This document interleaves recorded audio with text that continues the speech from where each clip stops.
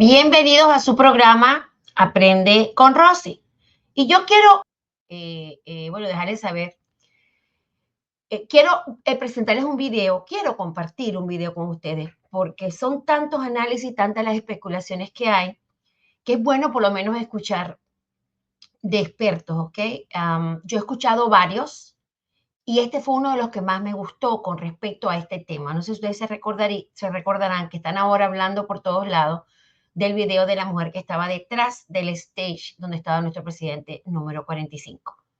Muy raro, muy, no sé, una actitud un poco extraña. Pero escuchen. Esta persona que yo creo que ustedes escuchen es experto en sociología y con más de 10 años de experiencia como mentalista galardonado para enseñar a las personas análisis conductual y psicología práctica en escenarios y programas de televisión de todo el mundo. Él se llama Spy. Analizará en conjunto con la otra persona que también es bien bueno, que se llama Chase Hodge, autor del bestseller del comportamiento humano, estudio neurociencia en las dos grandes universidades de Duke y Harvard aquí en los Estados Unidos, y utilizará su experiencia y conocimientos adquiridos durante 2 décadas en el ejército de los Estados Unidos para capacitar a oficiales y agencias de inteligencia. Lo que sucedió el pasado sábado durante un rally en Pensilvania, donde un hombre armado abrió fuego en dirección a nuestro presidente número 45, Donald Trump, el cual resultó herido mientras que el evento cobró la vida de este señor. Se llama Cory, como ustedes lo ven ahí, Cory Comperator, o Comparatore, en italiano diría yo. Un hombre muy recordado, ahora lo hemos visto cada vez que nuestro presidente 45 habla de él, lo recuerda, lo menciona, y siempre desde el primer día, sin nosotros saber el nombre de él, pues pedí oración por esa familia, igual que por la familia de las 2 personas que están gravemente heridas, que están ya estables, pero aún están en el hospital. Pero ellos no fueron los únicos, hubieron varios heridos, ¿ok? Señor que al finalmente vi que lo hirieron en un brazo, a otra le hirieron en una pierna, bueno. Él recobró, bueno, el que perdió su vida, por supuesto, es llamado Cory Comperator, un bombero retirado, pero realmente esta noche, en esto que quiero compartir, este video, se va a hablar, analizar y estudiar realmente el comportamiento específicamente de esta señora o de esta mujer que estaba detrás de nuestro presidente, ya que los medios y redes sociales han dado clips y videos por todas partes sobre ella. Y por supuesto, esto ha despertado muchísimas especulaciones, comentarios, dudas, como todo, sobre ella. ¿Sabría ella algo de lo que estaría sucediendo o de lo que iba a suceder? No lo sabemos. Yo he visto varios análisis, como se los acabé de mencionar, y este es uno de los que más me gustó y por eso lo quiero compartir con todos ustedes. Yo quiero que ustedes le presten bastante atención porque es bien interesante, ya que ellos son expertos y lo van a explicar, déjame poner acá, y lo van a explicar, como dice uno, prácticamente en detalles, ¿no? Sobre todo esto de lenguaje corporal que nosotros, pues, por supuesto, no tenemos, no sabemos, mencionando que esto aparece en todos lados, todo el mundo en el ex Twitter, pues escribiendo, poniendo woman behind Trump durante el atento del asesinato. En todas partes aparece ella, ¿no? Como digo yo, está en la sopa, ¿no? Empieza explicando que él es bien, ellos van a analizar, ellos no son políticos, ellos no se meten en política, ellos lo que van es a analizar el comportamiento, ya bien sea a través de lo que se ve por el video, de su cuerpo, qué es lo que significa todas esas expresiones, tanto de cara, cuerpo, sentado, todo. Bien interesante, quiero que lo escuchen. Y está con los subtítulos en español. Nothing to do with politics. We are looking at the behaviors of a woman behind a political candidate, but it might as well be at any event that has a crowd of people. My regular viewers know that I don't really like talking about politics. It's a very divisive topic with a lot of emotion involved. And there's a ton of places on the internet where you can have those discussions. But for here, I like to stick to human behavior and nonverbal communication. And I really like that we've set up a collaborative rather than competitive environment here. So as such, we're only focusing on this woman's body language, who happens to be at a political event, but it's got nothing to do with the politics. My guest today, back by... Y ahí es donde él habla, donde vamos a presentar a la otra persona que yo les hablé. Él le habla bien claro, y esto es un aspecto como de colaboración, no de competencia, no competitivo. O sea, no es que el video que yo estoy haciendo, como dice él ahí, yo estoy repitiendo lo que él dijo en inglés, es como que nosotros estamos en competencia con otros análisis de otras personas. No, no me importa la política, no estoy metido en la política, ustedes ya lo escucharon.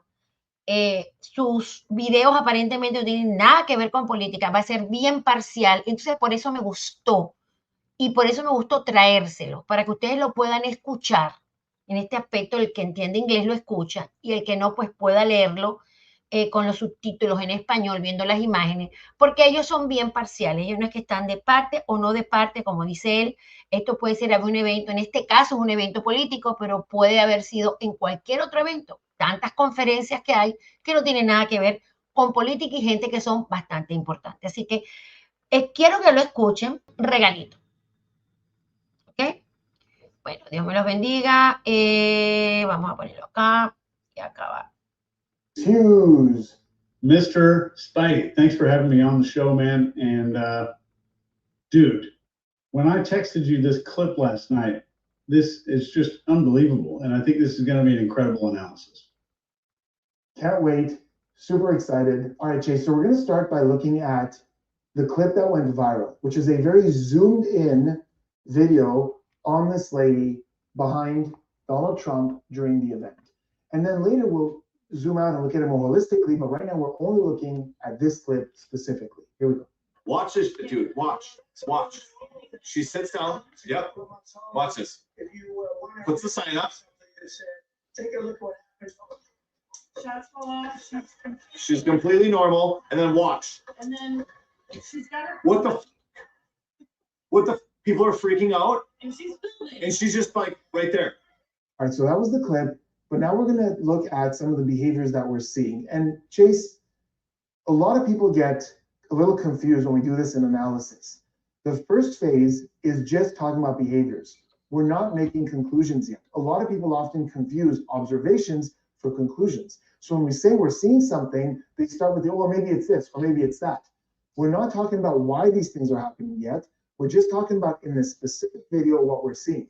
Now, as we go on and analyze, that might change as we look at different angles, as we think about this critically. But right now, we're just going to list behaviors. So I'll start. In the video, the gentleman talked about the sign, how she's holding up a sign. Now, again, in this close, zoomed in version, it does appear like this sign is being held in front of her. So it might look like a blocking gesture, like she's hiding behind this sign, unconsciously thinking about hiding or having that barrier in front of her. Now, again, when we get more information, we're going to see if that checks out. But for right now, that's one observation. Chase, what's another? Yeah, if you watch her face and her body, you're not seeing any fear in this. And the one thing I look for if I'm ever spotting fear in a human being is their skeleton moving in a way that protects their arteries? Or is their body moving in a way that's protecting brachial arteries by pulling the arm into the body? Are their shoulders coming up, and the shoulders coming up to protect the carotid artery? And typically we'll see the rib cage pulled down to cover up this soft belly that we all have. We increase the amount of bones protecting our belly by this hunch over gesture. You'll see a lot of the people in the crowd do that, but we don't see any of that behavior here with her. And we're also not seeing a fear facial expression. And anytime you see this, you can see it at 100 yards away. Somebody that's in fear, these corners of the mouth here will draw almost backward toward the ears. You're going to see this kind of pulling back, and you're going to see these little ligament things right here jump up in front of these arteries. This is a sternocleidomastoid right here that jumps up and protects those little carotid arteries right there. None of that behavior. And this is a fuzzy video. It's still clear enough for us to have seen that facial expression in those body movements. What about you? Yeah, absolutely. Just to add to your fear comment there, another thing that we see with fear and with a lot of the emotions that happen with assessment, so fear, surprise, even anger, we see the eyes open up because research has shown that the more the eyes are open, the more data we take in to try to assess what to do. And although she's wearing sunglasses, so we don't know if her eyes are opening, it's usually something you could tell in the rest of the face because even the eyebrows open up. There's this open expression on the face. So the body closes, the face opens up, and we're not seeing that. You were also talking about some of the behavior in the crowd, and what's really interesting is at the very same time she's matching the crowd, but also she's not. In terms of movement, she's matching the crowd. She goes down with everyone else, but we're not seeing this thing that we're both very familiar with, which is looking around the crowd to take a social cue, to figure out what to do. And the reason you're familiar with this is because you've studied these kinds of situations a lot. And for me, we're going to talk a lot today about my experience with magic and mentalism. And when we see a really good magic trick, something that we really can't explain, it actually triggers our survival instinct. We're scared for a moment. Because we can't explain it to that degree, we look for answers and we go into panic mode. So we typically see people look around like, what do we do? What's going on? Oh my God. It's so common. If you watch magicians on social media, you see this, oh my, they look around at each other. There's none of that. She's matching the movement, but she's not looking around to see what's going on. What are we doing? Guys, what's the situation here? Back to you. Absolutely true. And one of the things why we do that is it's rooted into our DNA. And you can see this in any species. If you just imagine a herd of deer, 8 or 9 deer standing out on a field, eating some flowers and stuff, and one deer goes, huh? Like they just heard something and like sticks its head up really quick. All the other deer start checking each other for like, I'm going to check the other deer first to see if they spotted something before I did. So that's where all mammal brains are shortcutted to see what is my tribe doing? What are the animals around me doing? Then I'm going to search for something because it's likely someone else saw something first. So initially I saw this clip on X, or formerly Twitter, and it's zoomed in, just cropped down to this tiny little thumbnail of existence here. It's like I'm trying to look at a crowd through a McDonald's straw. And that's kind of what we're doing in this video. So in this clip alone, you can see one thing that a lot of people are commenting on, and these people are saying, well, she's looking up toward this position of the sniper. Multiple times, she's kind of looking up at that position over there, keeps looking. And that, man, if you just look at it with this one clip right here, that looks a little weird. And that looks maybe suspicious. Maybe that looks suspicious if we're zoomed in like this. And I'm excited to see some context, and hopefully we can zoom out on this and take the straw away from our eye. Beautifully said.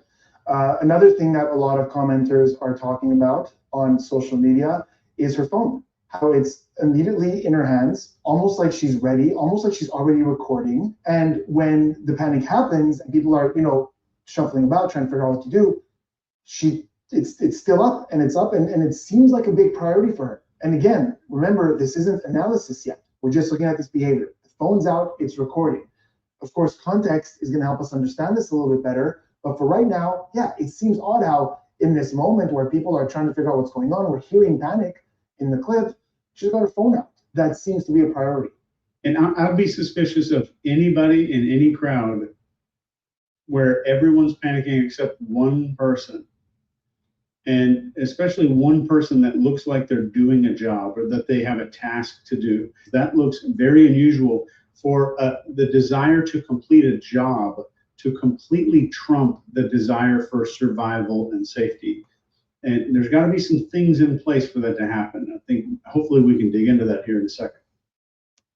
Yes, sir. And one last thing that we wanted to talk about, Chase, which I would like for you to talk about, because this was in our conversation a main point for you as well, is the sense of focus that she has. You kind of touched on it there for a sec, but we can even elaborate a little bit more on, she's focused, she seems to have her focus on one thing or individual. And what is that? When we do herd checking, we're checking the other members of the herd to see if there's safety. You'll see lateral eye movement, lateral head movement, looking back and forth, and somehow the priority to keep that phone pointed directly at him, no matter what's happening. Someone's moving her, she's kind of moving with the crowd and just kind of bending with them, but she's maintaining the steadiness of that phone. That, I've never seen behavior like that, and I've done 9 solid deployments to crazy areas of the planet. Yeah, your stories haunt my dreams. That's how crazy they are. Okay, now that we've seen the behaviors from that zoomed in clip that everyone's talking about, and for sure body language indicates this and that, we're going to zoom out a little bit and see what different angles can provide in terms of context. So I found 2 angles that are zoomed out, and one of them was really, really hard to find, but there's something I just love about it, and we're going to talk about it. But let's just now look at the 2 zoomed out videos in succession, and then come back and see how they kind of help us get a more clear image of what's going on by zooming out, which is counterintuitive, but works. It's a little bit old, that chart. That chart's a couple of months old, and if you want to really see something that said, take a look what happened.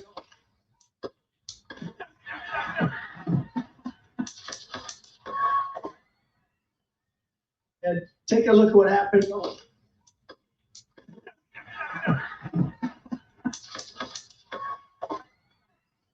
Okay, so I want to start with the first thing that immediately jumped out at me. The first bit of context we get is that it's not her sign at all. And in the original video, the guy was commenting on, it was on TikTok, but then it was used on X as well. He's saying she sits down, puts the sign up. So it's not like he's introducing a new subject. She sits down and the person in front of her puts the sign up. So he's at the very least very much insinuating that it's her sign. She sits down. Yep. Watch this. Puts the sign up. And I must admit, when I saw the zoomed in version, especially with the guy commenting saying she sits down, puts the sign up, it made sense for me that she sits down and she puts the sign up. But the moment we zoom out, we see that it's not even her sign. Chase, what I'm curious about is in the way that he says it. He says she sits down, puts the sign up. It almost seems like there's a little bit of distancing in the language because he doesn't reiterate she or puts her sign up. He says she sits down, puts the sign up, and like there's that bridge at the end, like look at this, there's more coming. So I wonder if whether it's conscious or subconscious, he kind of knows it's not her sign, but he's just trying to get that excitement going. What do you think? Yeah, I think he's wanting to create something that people find entertaining. And I also think that he verbally zooms in on this. So he uses words to zoom in on this clip as well. But I'm also willing to go on a limb and say there's a chance that his cognitive bias about something being present here made him ignore this in the zoomed out clips. No doubt, if he's clipped this and trimmed it and hopefully looked at some other things and examined them, hopefully he's seen that. And maybe he didn't realize it. Maybe there's a genuine thing there in his brain. He's saying, I want to see that woman holding that sign. She needs to have some kind of barrier gesture. That might be happening. One thing that we're also seeing here is that there's other people. Now we're seeing other people that don't have a fear response, especially this guy in the fedora and the John Lennon glasses, who's just chilled out to the max back there, just kind of wondering, like, what are all you people doing? But I would say the difference between him and this woman is that he looks around. He is confused. He does crowd checking, or what we called earlier herd checking around to see what's going on. Is there someone else who knows something that I don't? So we do see still the confusion we would expect and the herd checking, the threat checking that we would expect. And we still don't see that in her. And she does not do any of that. There is no confusion in her behavior whatsoever. So this guy is an anomaly, but even no matter what it is, maybe he's been to meditating in a Buddhist camp for 30 years and that's chilled him out to this point. But still, no matter what's going on in the upper part of our brain, that mammalian brain system still takes over. And that's where you see this confusion. Do I need to do something? How do I need to behave or act in this situation? Absolutely. And I'll even go beyond that to say that we can point to both of them specifically and go, there isn't a fear response. But overall, if we look at that zoomed in version, we assume in our heads, given the noise and given the way the guy's commenting in a panic, that everyone was really panicking. Even holistically, as we look at that crowd, overall, yes, there's confusion. There's some people who have fear on their face, but overall, there isn't this, oh my God, let's get out of here. A lot of people are kind of confused looking around.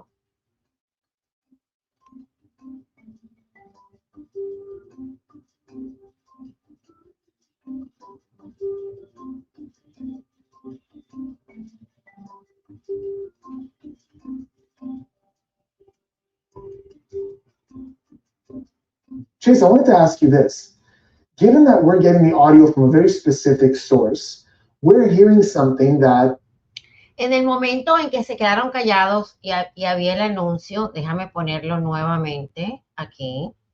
Ahí lo que está diciendo, noten que hay dos personas viendo exactamente a la misma dirección, que es, ¿dónde está? La que estamos hablando. Ella, ok. Perdón, ella, aquí está, y él. Al mismo tiempo, o sea, cuando el presidente voltea hacia el lado y dice, miren que no sé qué, ellos dos, fíjense que los demás no han volteado, ellos dos fueron los que voltearon. Y ahora mira a dónde ellos llevan este análisis.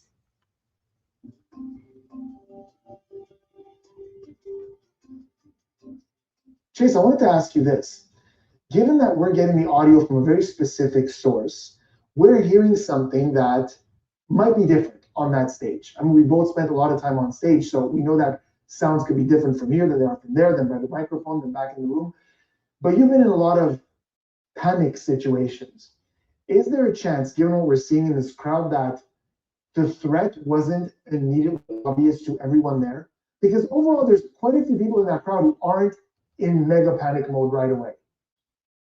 Yeah, I will tell you, in the Middle East, there's when bullets start pinging across a bunch of Humvees, even being in the Middle East, you're holding a rifle that's strapped to your chest, helmet on, you're rolling down the street, knowing that a potential for combat might exist. So often when that happens, it takes a few seconds. And these are trained combat operators.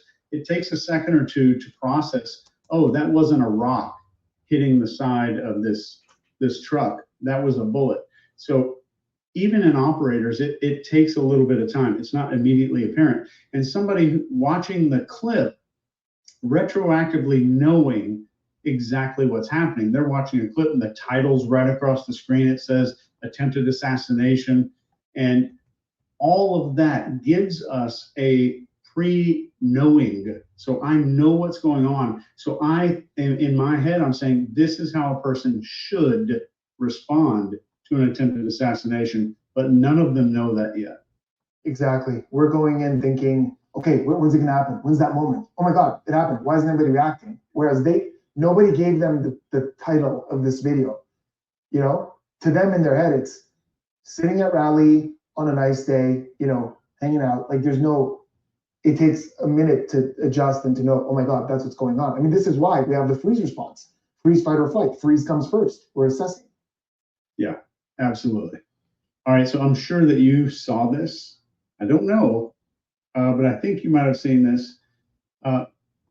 The face moved around, and her face moves differently than what I think literally everyone else on that entire stage. Her face moves differently, and it looks like a smile. At first, I thought it might be contempt or fear, the mouth moving this way. But as maybe you'll explain in a second, we have this vertical nature to smiling. And it looks like if you go back and forth, you can see the cheek muscle getting a reflection on it and then not getting a reflection right during that moment. And this is as the first shot is happening. And as a quick baseline, she smiles to someone in the audience just before all of this crap is going on. And she does a quick flash of a social smile and uses the identical muscle groups to do that to another person. So I wouldn't call this 100% a smile. It's grainy video. It's really zoomed out. What did you think? Yeah, so I think you're making some great points in that we can't know for sure that it's a smile, especially because you're wearing big glasses. So a lot of it's hidden. It's a pixelated video. And literally, we did this side by side together where we looked at the one zoomed out version and the other zoomed out version. And in one of them, we pretty distinctly see the corner of the mouth going up, forming a line on the side of the nose here, which, yeah, like you said, could be, with contempt or some sort of scrunching if you're adjusting glasses or even squinting. These are all things that we might see really quickly like that. On the other frame, we literally went to the same moment. And although you see like a shadow change on the face, we see no movement of the mouth. So it's pixelated, it's grainy, it's weird, we don't know. But the one thing we do see in both is, like you said, something I look for with smiles is the bubble cheeks. Because when we smile, this inflates and we see a reflection. And as you know, when I'm on stage doing my readings in the crowd, this is one of the things I could see even from very far. Because all of a sudden I see reflections on a person's cheek. So I know if someone's having a good time, I know if someone's smiling, if someone's having a pleasant memory. For example, I might say to everyone, think back to your life and think of a memory that's important to you. All of a sudden, I see some reflections on the cheeks. Okay, we have some happy memories here.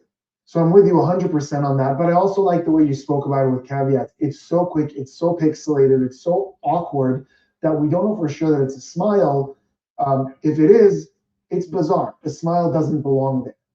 I've got one question for you. Have you ever seen like the weird clips they have on like Twitter, TikTok, where it's like a glitch in the matrix and they film this weird thing going on where like weird stuff is happening with football players and stuff? Did you see it in this video? I'm not an expert on that. It's not something that I know to look for, but I know that when you have low resolution, the camera is often just taking its best guess as to what's there and it's filling in blanks. What I meant was, did you see like two people behaving similarly or moving at the same time? Oh, yes. Dude, yes. In my notes, it says it here. My notes are chicken scratch. I called it the synchronized swimming. Is that what we're talking about? Yes. Okay. Yeah. Dude, yes. Oh my God, yes. I'm sorry. I didn't even tell that because I was gonna do what you just did. I was gonna ask you, did you see the thing? You beat me to it, but whatever. Yeah. So there's a moment here where if this was an Olympic event of synchronized divers, and you took her and one other person in the audience from the second zoomed out clip, they would get a 9.8 in terms of synchronicity. It's insane. Guys, take a look at this. We're talking about the guy who is standing right now on our left. The guy who's standing up in a white polo with a black stripe across, red cap, sunglasses. Look at him. And in your peripherals, look at her as well. At the moment it happens, focus on the moment they both turn to face us, or more likely, look towards Trump to see what's going on. And then look at the rhythm at which they crouch. It's eerie. In fact, I'll play for you guys a couple of times because I really want you guys to see how synchronized this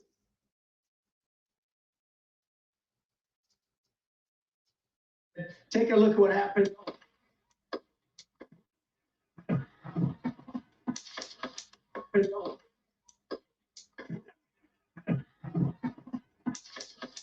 Take a look at what happened.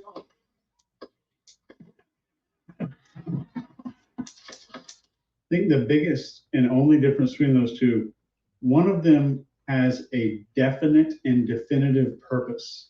Like they have a purpose of doing something that I think an average 6-year-old would be able to say, yeah, that's the most important thing for her. And the other guy doesn't seem to have a dedicated purpose. And that would be just holding that phone as steady as possible on the action. And I'm just surprised that the phone went up and started recording like the fastest recording from incident to recording time, like in history. Because, like you watch all these videos online, and unless it was recording way beforehand, you're missing the beginning of all the action of everything. And here's the thing about this. So the reason this stands out to you, me, or anyone, almost on an instinctual level, is because we understand human needs. So listen, you've studied psychology. My degree is in sociology, so we both extensively studied Maslow and the hierarchy of needs. And you've got some great work on needs that we're going to talk about in a second, but the basic model for human needs, and of course, there are exceptions to this. You can criticize certain scenarios where this doesn't happen, but in most cases, this is a pretty good model for our hierarchy of needs. So at the bottom, we have anything that has to do with feeling safe, feeling sheltered. So anything that's survival related is towards the bottom. And as those things get fulfilled, we move up towards in the social circle, social approval, move towards esteem, self-actualization, legacy, all these things. Now, Chase, given that I have made an updated hierarchy of needs for the 21st century, and I call it Spigelow's hierarchy of needs. And I'd like to know what you think of this. And it looks a lot like this. So there it is, Spigelow's hierarchy of needs. And what I've slapped there is validation on social media. Now, Chase, I'm not even going to really explain this to you because you know exactly why that's there and how we see this sometimes in behaviors. And this is the reason that public speaking is the #1 fear above death, above dying. People say public speaking because rejection and isolation are the things that we fear the most. So I'm going to get rejected by doing something, but I can get a mass degree of acceptance, popularity, and significance, all because I captured the right video or I did the right thing. I'm going to get attention from lots of people. And this social media confuses the part of our brain that's designed to handle a very small tribe of 3-dimensional breathing human beings and confuses it with all these people. So the fear of judgment is higher than it's ever been, exponentially higher than it's ever been. So I can totally understand how that gets down here. We might even update the fight or flight model to be fight, flight, freeze, and film being the alternative response. Wow. Yeah. And it's crazy how often I see this nowadays, you know, whereas back in the day when you would start performing for someone or doing something interesting, you know, people would, you have their attention. Wow, it'd be a social thing. Now, the second there's potential for something exciting, the first reflex, phone comes out. We are watching life through the lens of our phone. It's unbelievable. And it's a reflex. It's not even thought out like, oh, can I use this on my social media? People can't, there's no thought there. It's, oh my God, something exciting, boom, phone. And they're dead focused on that. Yeah, and I think it's a dissociative process where I'm dissociating from what's going on. Because let's say I'm like, we see it with kids and with people that take their kids out to a big fireworks show. Their kids are running around. They're not making memories. They're relying on the presence of a movie to become the memory. And I think it puts us like out, it disconnects us, it dissociates us from what's going on. And maybe that is a way that people are also getting more comfortable with traumatic stuff going on because they're not even looking at the event. They're looking at it on the screen and making sure their priorities line up to make sure that they're getting a good shot. I don't think that's what's happening here for social media, or else we would have seen this video. I'm not going to sit here and pronounce what it is, though.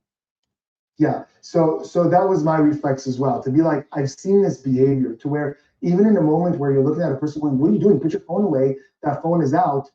But then where's that footage, right? If the priority here was to get this video, where is that video? So yeah, these are all important questions. And if the priority is to get the video, she had a faster response time than any human I've ever seen on Earth, ever. She was getting the phone ready before the first shot. You could see her looking down and checking it. I think she checked it twice. And I'm assuming that she was getting the phone ready, but the only thing in her hands is a phone, and she looks down into her hands a couple of times. Yeah, I'm going to push back on that. So I'm going to push back on that in saying that being at this rally, sitting 5 feet behind the presidential candidate, is in and of itself an exciting thing. So I don't think she was necessarily there to film a bullet shot. She could have just been there to film Donald Trump on stage, which is very exciting and would contribute to her clout as much. Ustedes ya se han podido haber dado cuenta de muchas de las cosas que ellos estaban tratando de hacer en el análisis, y como dice él, es verdad. Vamos a poner aquí, como dicen, una posición en la que podemos concluir algo es que muy extraño que tenía el teléfono listo, ready para tirar. Uno en ese momento, como dice él, lo más normal es si es una persona que no es tan nerviosa, por lo menos al agacharse se le ve la expresión en la cara de qué está pasando. Se mira para todos lados. Ella estaba en una posición muy segura, como que a mí no me pasa nada, tranquila, y ten listo el teléfono para, bueno, me imagino que digo yo, estoy especulando, lo tendría listo por si acaso funcionaba lo que querían, pues ella hubiera tenido tremendos videos ahí, no sé, ya bien sea para ponerlo en redes sociales o para pasárselo a quien a ella le estaría comentando. Recuerden que todo es especulación, pero sí es sumamente dudoso. Vamos a escuchar lo último de la conclusión a lo que ellos llegan. Certainty about this woman. You're going to see a lot of that stuff online. And I think one of the reasons that we want to do that is our brain is addicted to making shortcuts. I want to bypass as much work as I can. I'm not calling anybody lazy. That's how we work. That's why we can drive a car and tie our shoelaces and make scrambled eggs, because our brain memorizes patterns and takes shortcuts every chance that it gets to save energy. I think there's a presentation that you always give about mental shortcuts. It's one of the best I've ever seen. The first time I saw it, we were hanging out together in Florida, and you showed it to me one-on-one. I was 4 inches from this thing going in front of my face, but I've seen you do it on stage a whole bunch of times. And I was watching this with like, I want you, you know me. So you've seen me try to figure out everything you ever do. And it's fascinating to watch my own brain go into shortcut mode. And the trick works because of those mental shortcuts. Some similar percent. And we talked about this before, to how it's crazy how the underlying principles of those shortcuts is in every type of social interaction, interrogation, interview, performance. It's everywhere because it's how we function. Yeah. And basically the reason we're talking about assumptions, shortcuts, and conclusions is because very often we see people who will see one little thing, and because they've already made up their mind, they go from observation to conclusion. So with that being said, what do we have in this specific situation if we don't take shortcuts? If we follow the actual reasoning, I think it's safe to say that given what we've seen, we can make the assumption that we are not looking at a woman here who was surprised or scared by a gunshot. Would you say that's a fair statement? I would, yeah. Yeah. So what that means beyond that, does it mean she knew that something was going to happen? Does it mean she never quite registered that this thing happened? That's a shortcut. That's somebody taking these behaviors and jumping to a conclusion that might be faulty. We could feel a certain way. We could say, I'm thinking it's this, I'm thinking it's that. But I don't think that in these behaviors we have anything that's allowing us to be certain 100% that it's one or the other. All we know from these behaviors is we are not seeing someone who is responding in a state of fear to a gunshot. Yeah, totally agree. Totally agree. Y ese es el punto. Tan sencillo como ese estado de miedo a un disparo. Eso fue la conclusión. Su comportamiento fue, a ella no le dio miedo en ningún momento, nada de lo que sucedió. Ahora, como él explicaba, a veces nuestro cerebro, nuestra mente, nosotros siempre tenemos la facilidad de suposiciones, o sea, siempre nos suponemos algo y muchas veces hasta las acertamos o decimos que es así y resulta ser que no es así. En este caso, la conclusión, estoy de acuerdo con ellos, no es el comportamiento normal de una persona que realmente se asusta. Así que solo Dios sabrá, o algún día sabremos realmente qué es lo que sucedió con todo esto, de verdad, porque hay tantas especulaciones, tantas cosas que nunca llega a saber nada. Lo que sí podemos saber es que Dios está en control, que seguimos adelante, que seguimos escuchando. Y mientras no tengamos la prueba en las manos, como dice uno, seguirá haciendo especulaciones, cosas así hipotéticas. Sucedió. Especulaciones, esas dos personas al mismo tiempo, bien tranquilos, bien cuánime. Sí, por supuesto, surge muchísimas sospechas. Dios me los bendiga, los quiero muchísimo y por supuesto compartan el programa.